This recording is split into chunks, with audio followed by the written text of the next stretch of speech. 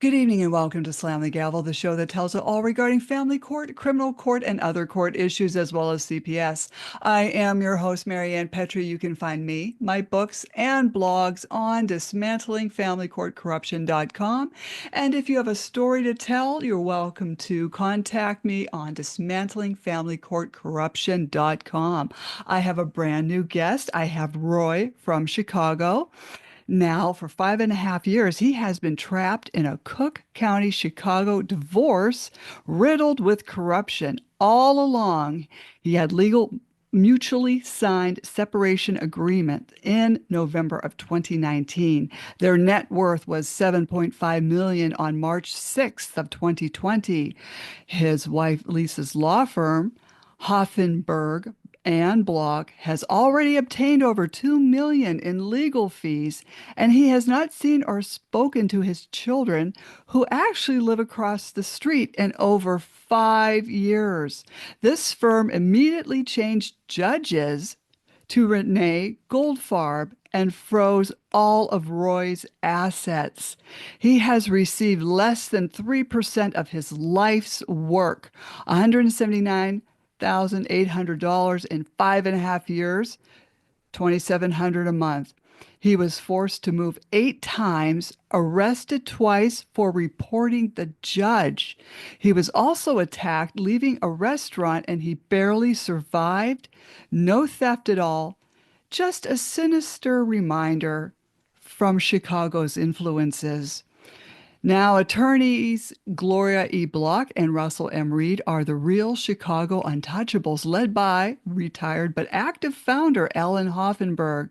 Judge Renee Goldfarb has been cited for bribery in another high net worth divorce case. Now, here's Roy's story. He and his wife met in high school in 1988 in Canada. He played college football. Their team won only one bowl game in Canada, Vanier Cup 1992. That summer, he returned home and he started an internship. So I welcome you, Roy. Tell us what happened after all of that. Yes, thank you first off for your podcast and the voice of so many people that have been affected by this level of corruption.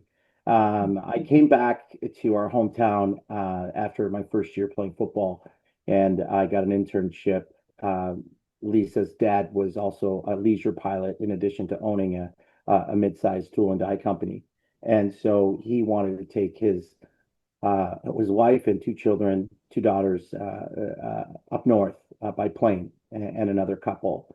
It happened to be the last weekend before I was leaving the camp, so I begged her not to go. Her sister decided that she wasn't going to go either, so they invited another couple. Mm.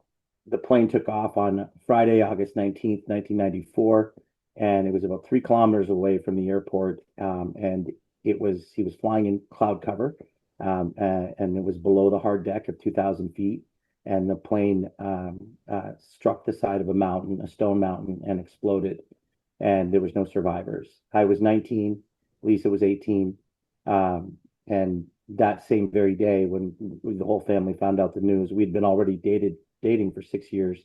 Her dad's attorney showed up to the house and with an assistant, and had both the girls sign documents, basically naming him the new CEO of the company. I changed schools, and I noticed some malfeasance going on even at 19. Mhm. We began to replace the board with yes people, and kind of basically, decided to buy the company for a deal. In June of 95, he submitted an offer about $9.5 million. And, I went to my bank and I asked the legal department, what can I do? And they said, get an attorney to represent the girls. And I did, and helped them get one. And Mhm. so that gentleman really played a huge part in getting the attorney out, and replacing him with a seasoned CEO. And in June of 97, the company sold for $46 million, which was a lot of money. Regardless, I transferred schools, and I continued to keep Lisa really strong. and I ended up working in banking, and I ended up becoming a branch manager at age 25. And it was a big deal. I was living at home. I had two rental properties and a boat. And so my parents wouldn't give me permission to marry Lisa because we're very strict Indian parents. Mhm. So it took about 12 years. And the main reason my father finally gave in was because my younger sister got accepted to school in Chicago. And he said that I could marry Lisa if I did my MBA in Chicago, which was kind of smart on his part. So immediately I leapt at the opportunity, applied to schools. And as soon as I got acceptance letters, I went ring shopping, and I put together probably one of the most incredible proposals I could think of. And so I surprised her by taking her to India and popping the question uh, Mhm. at the Taj Mahal in India. Um, Wow. Business Week. It was a big story. It was an incredible experience. But that happened in June of 2000, and we were scheduled to get married in March of 2002 after I finished my MBA. And we had a 600-person wedding paid for by my parents, blue collar parents. And 3 days before the wedding, she dropped the prenuptial agreement on me, which I was in shock, but I didn't know what to do. It was like literally gun to my head, similar to the situation that her dad's lawyer did to both the girls. Mhm. And I mean, I was worth, I guess, maybe $650,000 net at 25. So I was proud of myself. I had two income properties, and I wasn't really that concerned. But later, we found out that there's all kinds of different rules that support a valid prenuptial agreement, and duress is not one of them. And no independent legal counsel. I had no time to review 90 minutes. There was a lot of documentation. Mm. Regardless, I live with it. I said it is what it is. So that was probably the first thing that I didn't realize about how perhaps secretive she could be. Then we ended up um, getting married, moved to Chicago, and I took her on a fantastic honeymoon. And she started working, and we had three kids, and wonderfully talented kids. And it took us from 2002, when I graduated, to October of 2010 to actually get a green card, which I don't have a lot of sympathy for people that just kind of, find a way to get here and get some sort of an asylum, where it took me 8 years of blood, sweat, and tears, hiring people, paying taxes to finally become a green card holder. And so I value that. Um, Somewhere around uh, 2019, after we got our green card, Lisa went part-time. And somewhere around 2019, after I took the family around the world, because I was doing a lot of business in China and Hong Kong, and we went around the world, she confessed in June of 2019 that she was having an affair Mm. with whoever. It's of no detail, to be honest. And it was a big statement for her. So rather than, be upset, I just kind of took a high road approach, and I said, look, we should probably figure things out. And so 3 months later, we got to my office. We spent about 7 hours. She pretty much drove the document, and we filled out a separation agreement. And she printed it off the Illinois clerk's website. So this was like almost like an official separation agreement. And so it was 50-50 custody. We broke up the assets according to her. But I had no idea that this whole time she was harboring over 10 or $12 million in hiding. So Wow. not it's not that. It's just the fact that we had a separation agreement, and it was very well negotiated. It was presented to three attorneys. And I gave her a list of six attorney mediators in Chicago, and she picked one of the guys, obviously being Italian, so she picked the Italian guy. And so we had 5 meetings with this man, and he said, "Look, you guys are amicable. You guys, Mm. unlike other couples, you guys came in the same car. You still love your kids, and this is great. I could have you guys divorced in 6 weeks for a fee of $5,000. And I said, oh my goodness, where do I sign? Mm-mm. And it is what it is. But she secretly went and filed a divorce in Cook County on March 6th, 2020, as we were in the mediation. And that was tough. But the attorneys, the first guard of attorneys on her side and my side, they were awesome. They had us in family counseling. They brought in a mediator, and they had basically set us up to be divorced by December 2020. And so it was not easy. A lot of the counseling, all of that, parenting time was still going on. Then on September 11th, 2020, she shocked everybody again, and she hired Gloria Block from Hoffenberg and Block and Russell Reed. And they completely changed the dynamic of everything. Mm-hmm. No more communication. They just separated us. There was protection order over protection order. There was just all kinds of malfeasance, and I could do nothing. The judge allowed Lisa to basically change the names of the accounts. I had no access. The first thing they did was they froze all my assets and none of hers. That was in April of 2021. So it's just what they've done essentially is they've created controversy. They've not allowed me to see or speak to my three children, not even a supervised Zoom call. I have no criminal record up until this divorce, where I was arrested twice. And they made up my rap sheet is ridiculous. It's all like 7 or 8 different violations of orders of protection. So on paper, I look like a criminal, but that's hardly the case. But what's really the hardest part for me is I've been a landlord since I'm 19. And so I was very proud of the 9 properties that we held in real estate. There was very little debt and almost 17 or $18,000 in net income a month. And we lived in a condo, so we lived very, very frugal. But they managed to take my top 5 properties, even though some of them were in my name with no mortgages, and get the judge to sign off Lisa to be able to sell them. And what did she do? She basically took $4 million of the real estate income properties earmarked for our children and sold them at 20 cents on the dollar. And it was sick. So right now, 2 million in fees, $4 million was not completely lost, but it sold for 1.3 million. So it's really the downside. Like this divorce has cost our family $5 million. And that is the sickest thing you could even imagine.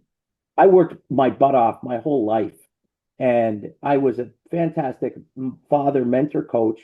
The GAL didn't even contact any of the people that I like. The school wrote letters, teachers, coaches, other parents wrote letters on my behalf. None of them were even talked to. And it was all part. Then they brought in these doctors that said I had bipolar or this or that, and it goes on and on and on. The amount of people I've written in this case is just ridiculous. Like no one is been able to do it. I did get an email back from the governor's office, and he basically in January of 2024, after they sold off even more properties, he told me to contact the Judicial Inquiry Board, and I did. So on February 1st, me, a retired fraud examiner, we went to the 19th precinct of Chicago Police Department. And then we went to the Chicago field office of the FBI. And then we met with Executive Director Michael Dino at the Judicial Inquiry Board, all with the same crime. This is like over $1 million of theft. And all of these properties were sold. I was not allowed to even attend closings. I couldn't even do but the crime is in plain view. If you read the interactive PDF, it's all right there with hyperlinks to everything that's gone on. But nobody would pick up the case. And it all has to do with how very well and interconnected this particular group is. And so I've written so many different people, and all my funds are still frozen. And I have more court dates, and there's nothing else I can do. They keep continuing to take all the money, and it's over 2 million now, and they already lost about, at least I think it's $5 million that they got sold properties to their friends. And yeah, they're it's sick. It's for people to profit off the back of children in our country is not only unconstitutional, it is just so sick and sad. My constitutional rights, my due process rights, my rights to a fair trial have all been destroyed. I Mhm. have nine, not one, not two, nine global settlement agreements on the table. They didn't even have the courtesy to pick up the phone and have a conference call. Not once.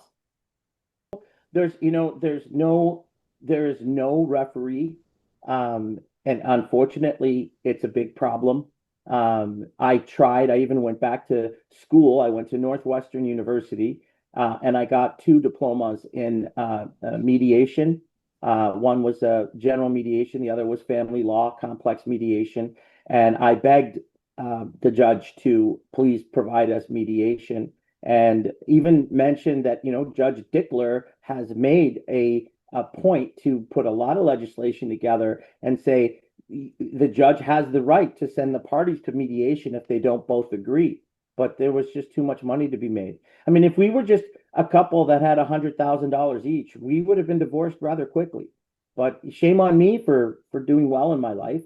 But I've lost $5 million, and I'm not going to sit here and cry about it. I'm just going to keep going back, and I have plans on using AI to come up with a toolkit software program that is designed to help solid, committed parents fight to see their children. It shouldn't be that hard. But because we've all just given the state's control of divorce, it's a crapshoot depending on the county you're in. It happens all over the place. And it's not a one-off. Yeah, no, I've joined a lot of different groups, parents against parental alienation, divorce groups, dads groups, and I'm just hearing all of these stories. And there was an interesting documentary in 2014 called Divorce Corp. Hmm. And even then, that was 11 years ago. Even then, it identified that in the United States, divorce is a $40 billion industry. And there's been no legislation changes whatsoever in those 11 years. So, I mean, something's got to change. And these people can't get away with what they think they're getting away with. This firm has colluded with not one but two different banks. And I won't mention those banks because they're innocent. The real Wizard of Oz is the leadership at that firm. They're very, Hmm. very well connected, and they use all of the connections they have, and they even found a way to deny my once approved US citizenship. Now, let me take a second and talk about that. You know, the the concept that it took me 8 years to get the green card is one thing. For another 10 years, the green card was good, and we didn't get around to it. Our three children were US born. We never went and naturalized. We always had the plan, but it was during the divorce that the green cards came for renewal. So I had explained that I was going to apply to renew my green card and also apply for US citizenship. And so I did that. I went through all of the steps, the biometrics, the filing, the civics test, the background search. And then what I did was I finally got, and I can show you this here.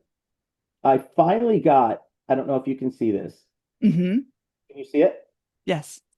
So I finally got the coveted oath of ceremony on March 15th, 2022. And I was so happy. I was absolutely ecstatic. This is like me, 20 years later, finally becoming a U.S. citizen. I was so ecstatic. Then suddenly I get another I get a USIS denial letter. Hold on. And then on March 15th, I get the approval. And then on April 15th, I get a US denial. Essentially, my wife had alleged that I physically abused her and the children. And no such detail could ever, they have no shred of any doubt. I have not seen my children since November of 2020. All of this happened in 2022. So I hadn't seen my kids in over 2 years, and now they're coming up with this allegation of physical abuse where there's not one shred. So my U.S. citizenship has been denied, and this is a federal crime. This is So terrible. it is. It's not fair. And given the climate of the immigration debate here in the United States right now, especially with the feds coming to Chicago, it's like, you know what? Like th th this particular firm needs a wake-up call. Hmm. It's not going to come from Illinois. So I've been writing the Department of Justice. I've been writing different people at USIS, and no one seems to want to take on this case because maybe it's just too ugly to show the underbelly of what's going on with divorce courts in counties across America. And so I'm very thankful that you have this amazing voice and you've got all of these different people, and I'm just very thankful to be on your show. Well, I'm glad you're speaking out about this because you've worked so hard and you're so driven to work hard. It's so hard to find, individuals like you, and um you taking her to the Taj Mahal, I'm thinking, gee, I should have married you. You know what I'm saying? My goodness. And then now you're going through this. Yeah, So, yeah. where does this, being denied US citizenship, now what?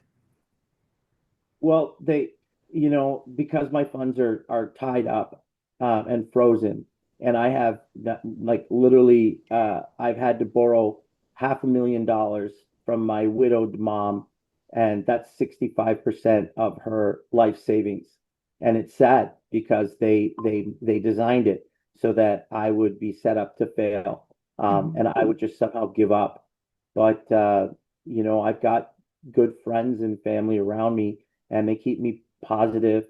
It's tough. Back to school is always really tough for me because Hmm. I was such a fantastic mentor, parent, coach, and these aren't my words. These are all of the letters of recommendations that people wrote on my behalf, but they went nowhere because this was just a strict money game, and it's proven.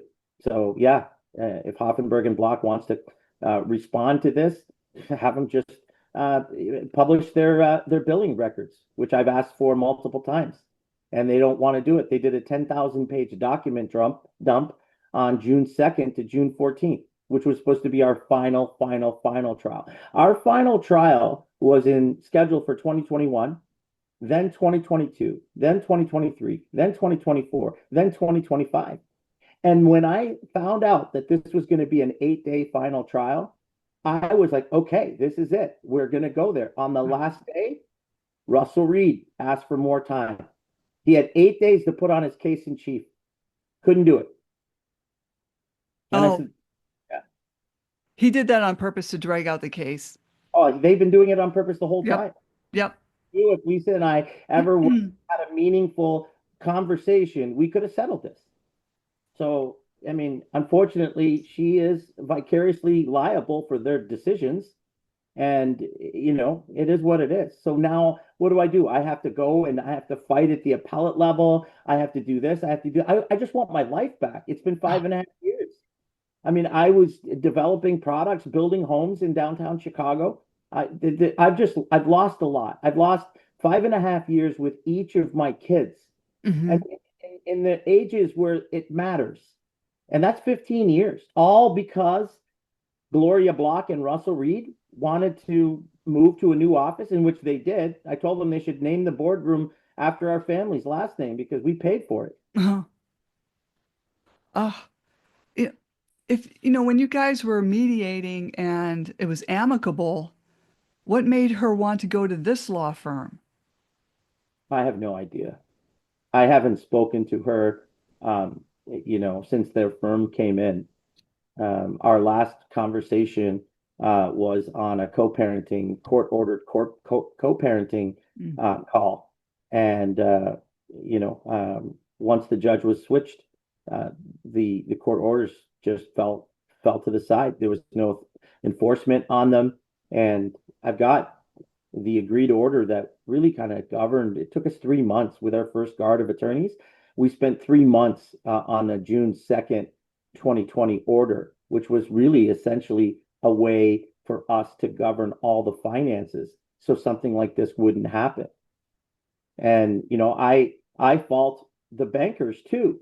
Like for 25 years, we were very, very frugal with our investments and our spending.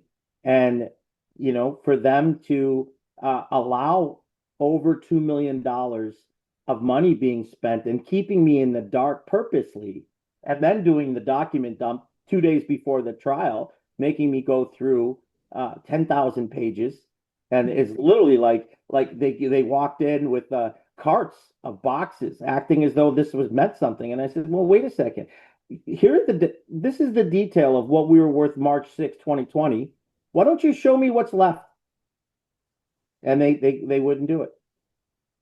And so, I think the gym is my new best friend, and Mhm. has been. In the beginning of the divorce, I definitely kind of spiraled. Maybe the first year and a half, I started to drink more, and just feel sorry for myself. And until I just kind of sat there and I said, no, there's another way here. Mhm. And since October of 2024, I've been using AI to draft my pleadings, and I'm very thankful for that. And Mhm. after I was arrested, February 9th to February 15th in Cook County Jail, Oh. it was the most horrific experience of my life. I was contacted by a Chicago Police Department officer and said, "There's a warrant for your arrest." I said, "What is it now?" Violation of protection order. Well, on June 2nd, 2024, my daughter turned 20. My last attorney said, well, once the kids turn 18, you can contact them. But they found a way to put the protection order in such a way that it protected all parties at the address, which I didn't know. So I sent her a Mhm. song because she likes to sing, Mhm. and they held it back for 4 months, and then they put an arrest warrant. And then I came to Chicago to face the arrest warrant, and they put me in Cook County Prison for 5 days. I had to act like a mental retard day two, in order not to get jumped. And it was the most, I didn't sleep a wink, but the only Mhm. thing I kept on thinking about was, what can I do? What can I do? And so I searched the world's best AI programs, and the University of Chicago's got an incredible chief artificial intelligence officer program, and I applied, and thankfully I got in. Classes started June 23rd, and I thought that the case was going to be done June 14th. So like perfect, this is great. And then they punted again, and now they're talking maybe January, February, the case is going to wrap up. So I had to call my student advisor and ask him and beg him. And so we're still working on that. But yeah, it's sick and sad. That's what Mhm. it comes down to. And I do get people tell me that this is by far the worst COVID divorce story they've ever heard. And Mhm. I think that perhaps because I do have the ability to communicate and study and stand up for myself, that I'm going to definitely help other families that are Mhm. going through this, and really just it's sad. It's going to take a lot of people to kind of affect change, but I really believe that this AI toolkit that I'm in the middle of developing is gonna serve that purpose in a really good way. because the way we designed it, and I've got some partners, is that it would be a human interaction. So you'd be picking up the 800 number and you'd be calling somebody, and you'd be able to intake with a human being, not some Hmm. chat bot. And then the AI would be an agentic AI closed, that would allow each sort of node to be a separate protected case file, where nobody had access to. So it's Hmm. your information is really protected, and we're looking into different encryptions, and security protocols, and we're basically following what crypto.com does because Yeah. their standards are so high, and we want to be able to build that, and hopefully in 2026 we'll be able to have that toolkit ready. We've got a bunch of domains that we purchased, but we're not sure which one we can go forward with yet. But Now, do you have a website on that, or probably not yet, huh? not yet. No, no. It's definitely it's coming. It's and you'll be the first to know. Because this is so important. Like, our cases are similar because, we had uh, divorced amicably. He drew up the settlement, and I looked it over, and then I had my lawyer look it over. It's like, oh, there's no problems with it. Again, I didn't know he was hiding money either, but this happens with everybody. But still, we were like being amicable until you get a third party inserting themselves in the relationship of the co-parents. And this is what destroys everything. Everything goes haywire. No, and here's the probably the hardest part for my family and even Lisa's family, is that she was incredible for so many years. And I mean, we were such an incredible team together. Our kids had a ton of different activities, and she just did so much. So seeing all of this is so difficult for us all to see, and we don't know if she suffers from PTSD from her parents' death, or Mm. from more. I don't know. I really don't. I thought that I knew her extremely well. I spent the most time with her on the planet by far. Uh, Hmm. at the same time, once you go down a road and you're led by these attorneys that have nothing but money on their mind. I asked the attorneys, I said, by the way, have you guys ever met my children? Mm. And the bailiff had to stop me from that a series of questioning Oh, because, I said, no, it's important. You took $2 million from our family. You can't even pronounce my kids' names. Have you oh. even met with them? No, they're hurting. These kids are hurting. They're confused, they're scared, and I can't reach them. As a father, that's just disgusting. Hmm. And they live right across, very close to you as well. That is just, I've heard of these people putting on lifetime protection orders, which scares me that this can be done. Yeah. No, So, I mean, I'm fighting. I still fight. Um, you know, uh, I I I really need. I'm so broke that it's like they offered me chump change, and I was like, no, there's this is just ridiculous. So they keep hoping for me to accept something that I'm not going to accept, and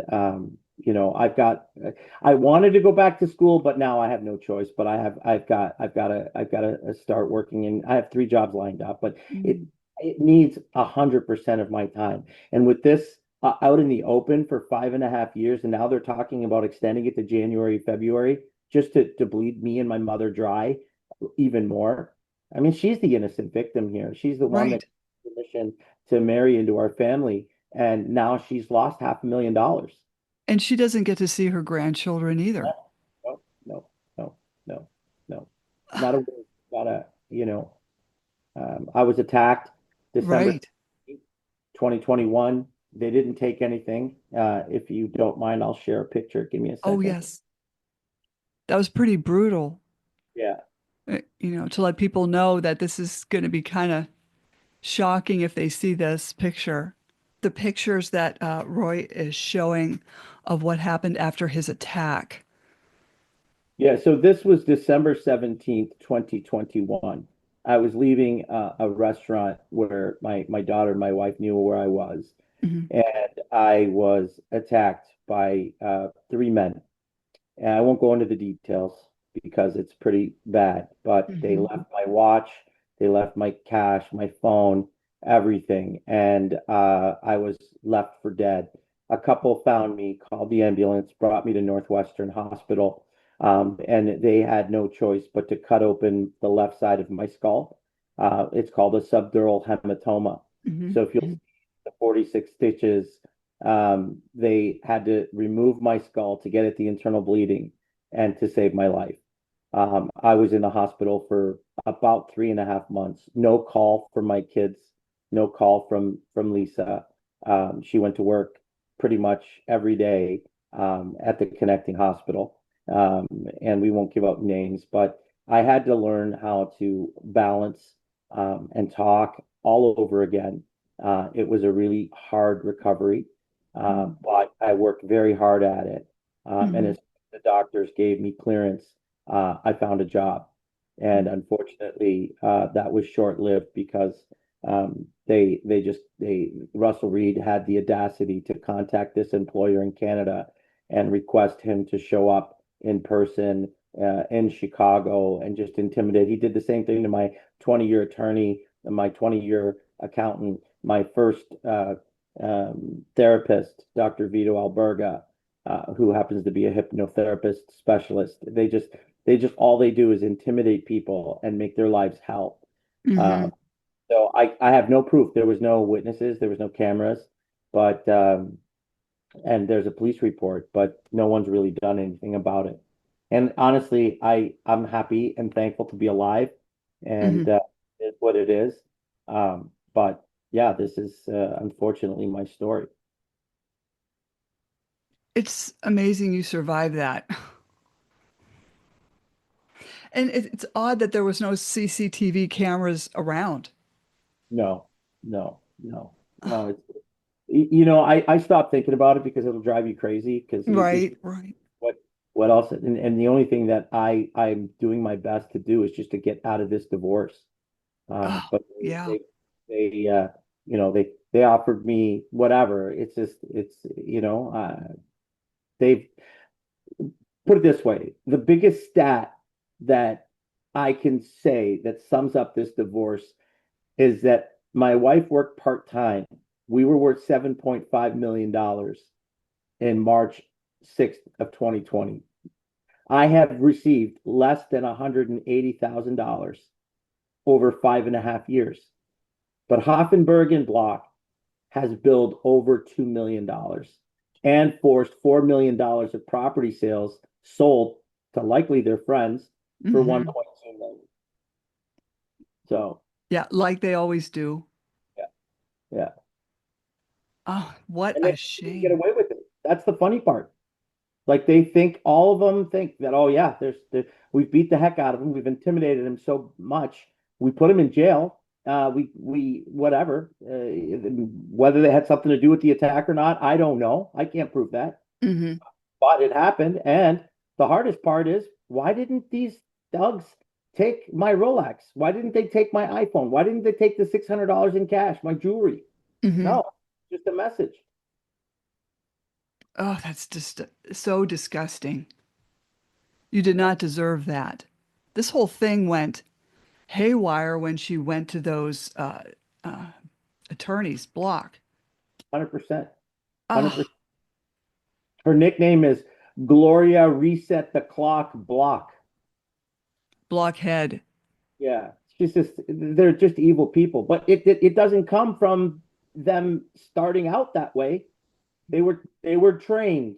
They were trained over time to be able to go in and slurp funds at all costs. Why can't they do the ethical thing? This is what, I filled out. How many reports on attorneys? Just, be ethical.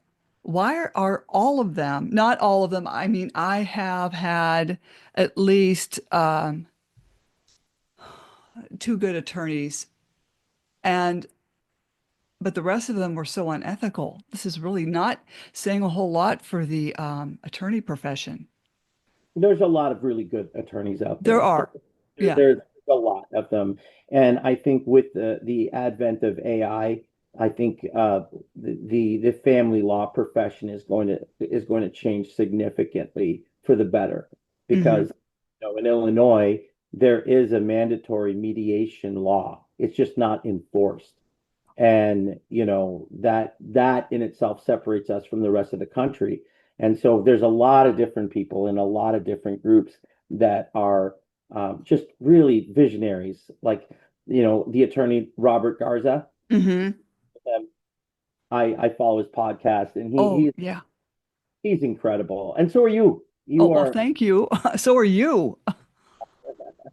Anyhow. Yeah, uh, it's amazing. Okay, so this mandatory mediation law in Illinois is just not enforced. Correct. How can this happen? Did they, who just swept it under the rug? And when did that happen? Two words: judicial discretion. And judicial discretion comes in, and it becomes one of those things where you and is it really the judge's fault? Like, I have a different approach. I believe that it is these very powerful law firms that make it so easy for judges to accept certain things like trips or vacation homes or whatever. And it's them putting up these schemes. And then all of a sudden, once a judge bites, then they got them forever because then they have something on them. So that the judge, Mm. so like they're civil servants, and I'm sure they all started out good. And at some point they took something here, took something here, and whatever, and now it's become the norm.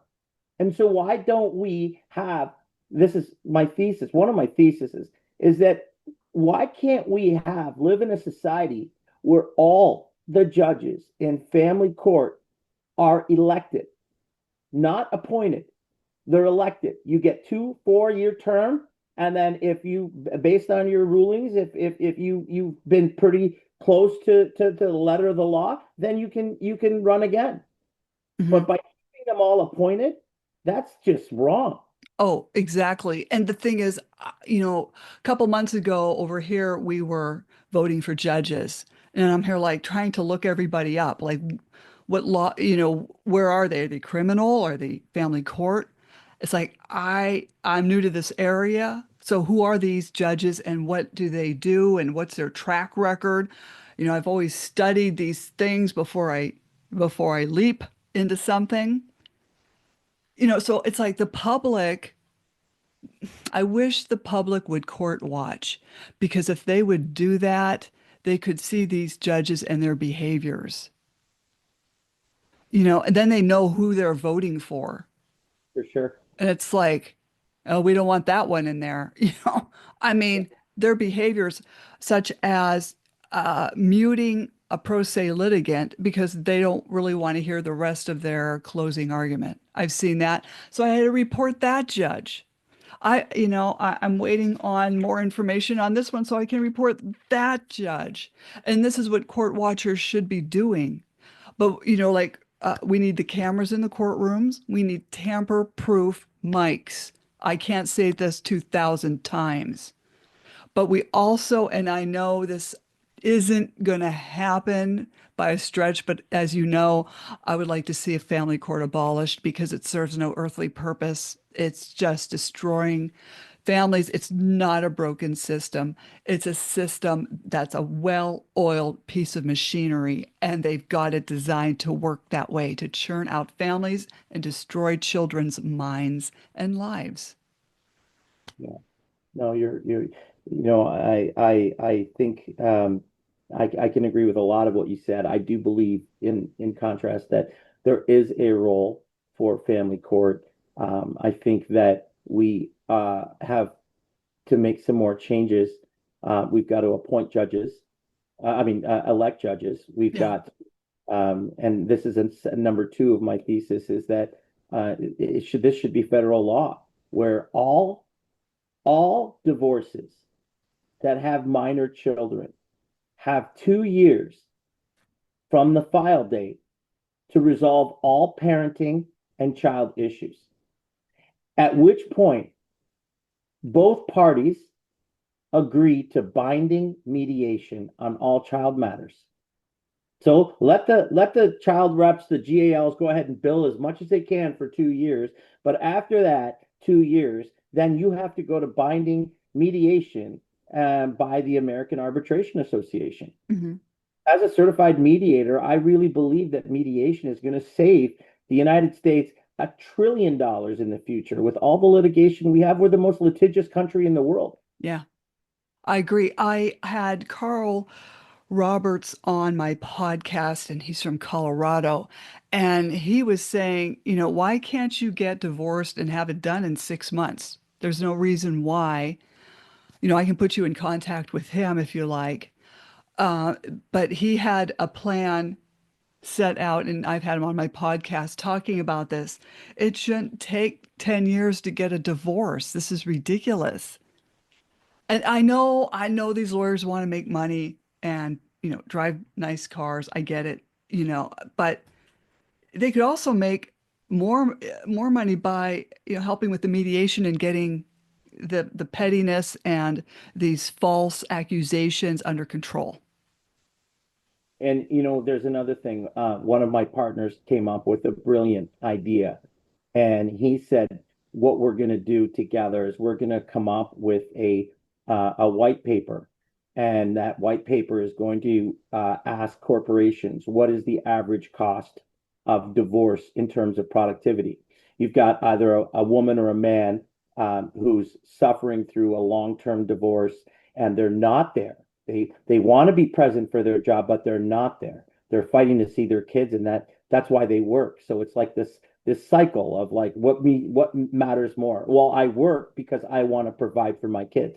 Mhm. And so if we can get the Fortune 100, 200, 300, 400, 500 US based HR directors to be able to support legislation change at the federal level, well, they're going to have a lot more lobbying buying power than these attorneys that are bottom feeders that are looking at seeing how their money once corporate America says, "Hey, look, you have you have to if you want to get hired here, you have to agree to a mediated divorce, or you have 2 years and then your job's not guaranteed."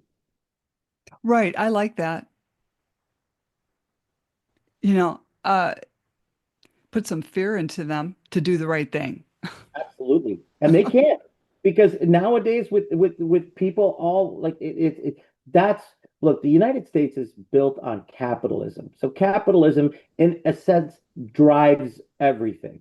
So once the Fortune 500 companies recognize that they can have a voice in something that costs them so much money in bottom line, that is where change will actually happen faster than it will with us hoping our congressmen or our senators are going to be able to, most of them have law degrees anyway, so it's not like they can go against their own brotherhood or sisterhood. Uh, Hmm. but yeah, with Fortune 500 companies on your shoulders, then you can definitely have a much bigger impact on how the feds start to control the length of time with these divorces. I understand there's complicated divorces. There's all kinds of different things that need to be considered and thought through, but it shouldn't take forever. Hmm. My divorce is coming on 6 years, Hmm. and what can I do to end it? Nothing. I put together a separation agreement. I did everything that I was supposed to do. 9 global settlements, and still here we are, and they're taking money every day. Oh, it's disgusting because, as you said, they're taking money away from your kids, Oh yeah, their education, their college fund. yeah, yeah. It's just terrible. Um, Even parents are afraid of retaliation, of speaking out. it's hard to get people to speak out, name names. And, I had done that when I was under an emotional abuse indication on November 12th of 2014. And it was all rigged. It was all rigged. It was a one-sided OCY interview with my ex, basically. And I have proof of all that.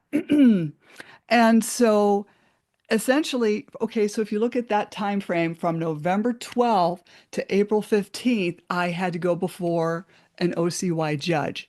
Okay, and they interviewed everybody, and I was cleared of that charge.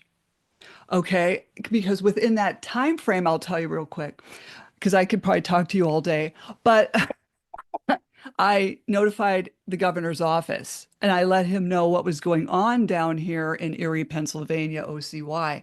And so they called down there and they rattled cages. Okay, so that was great. They took the caseworker out of the field, and this is what her boss told me. They took her out of the field because she's not fit to be around people. Okay, what does that tell you? So I was cleared and I thought, oh, great, I can go back to work at the hospital because at this point, my ex was coming after me for child support. But 4 days later, I was indicated again for emotional child abuse and that was the retaliation just for notifying the governor. So parents are scared. Like it didn't really hit me that this was retaliation. I just thought this is like this probably happens all the time because, look at Robert Garza with all his his false accusations. This stuff is rampant. So and I beat that one. However, that ended my career as a nurse. So, but that's another podcast. But I mean, parents are afraid of retaliation. For sure. No, yeah, yeah, definitely. I mean, my story in itself, like, if, I had a long conversation with my mom and she said, what do you hope to achieve? They've already tried to kill you. They've already tried to put you in jail. What more?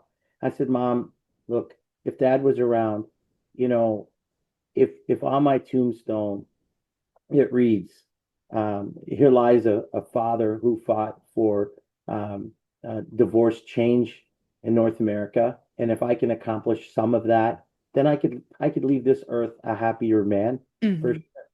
Because it shouldn't, go ahead and make your money. I'm not standing in the way of anybody making their money, but making their money off destroying lives of children is sick. Hmm.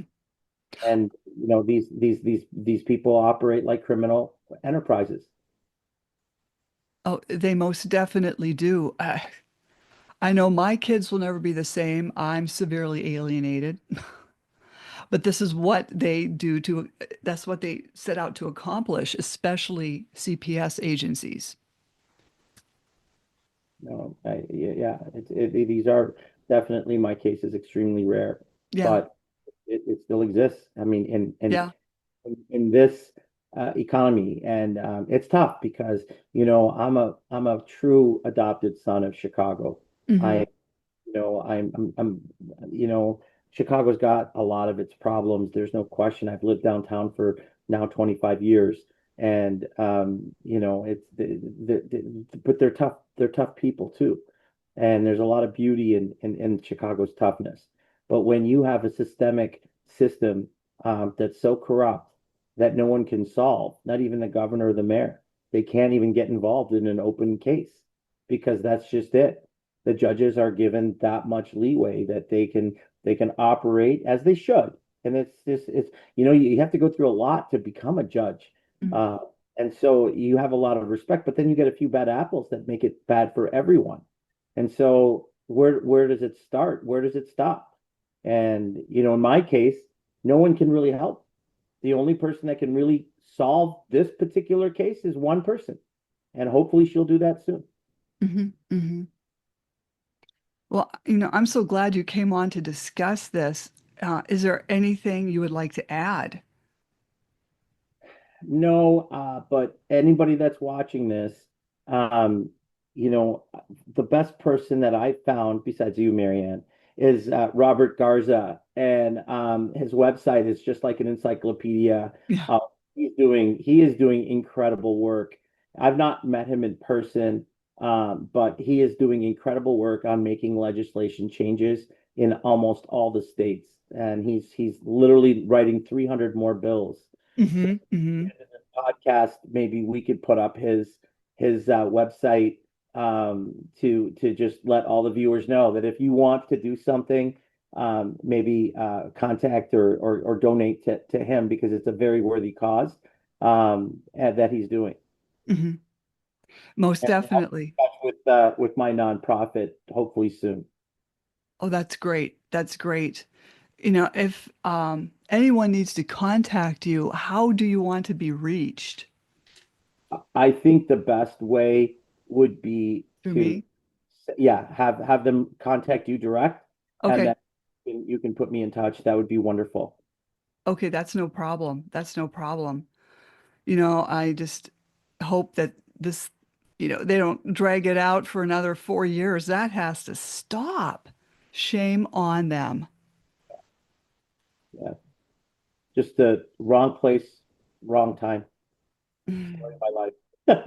Well, I'm glad you're well and healthy. I mean, thank God for that. Yep, yep, yep. Well, hey, Roy, don't jump off, okay? Okay. Okay, Slam the Gavel's a podcast to help the public understand what really goes on in these courtrooms. I'm your host, Marianne Petrie.